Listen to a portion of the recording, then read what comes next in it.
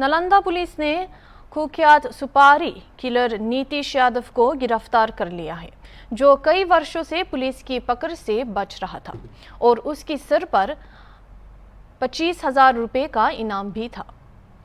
गोपनीय सूचना पर कार्रवाई करते हुए राजगीर डीएसपी प्रदीप कुमार के नेतृत्व में टीम ने सिलाव थाना क्षेत्र के भुई गांव के पास से उसे गिरफ्तार किया। यादव ने पहले 2013 में हमले के लिए जेल की सजा काटा और 2022 में एक कॉन्ट्रैक्ट किलर के रूप में अपराध में लौट आया, जो कथित तौर पर 6 हत्या, डकैतियों और जबरन वसूली में शामिल था। एसपी अशोक मिश्रा ने घोषणा किया कि गिरफ्तारी के संबंध में 1 लाख रुपए की इनाम का प्रस्ताव अनुमोदन के लिए भेजा गया।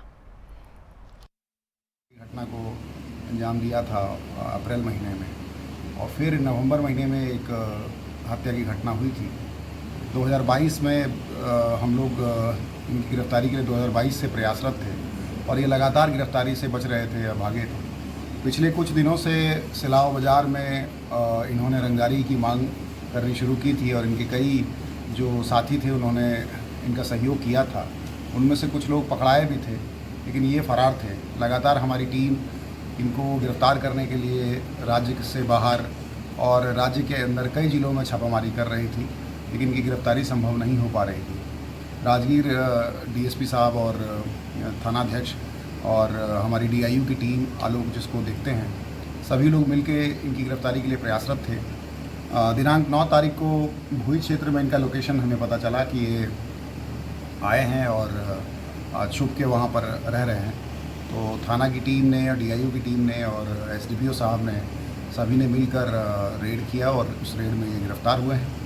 इनका आपराधिक इतिहास जैसा मैं आप लोगों को देने जा रहा हूँ। 10 इन पर अभी वर्तमान में केस है और उसमें से 6 मर्डर के केस हैं और ये 2013 में एक बार एक मारपीट के केस में जेल गए थे, उसके बाद ये जमानत पर थे और उसके बाद इन्होंने ये सारी घटनाएं की हैं और ये अभी तक गिरफ्तार नहीं हो रहे थे पिछले 10 सालों से। सर क्या तो शूटर का जी शूटर भी है क्या है?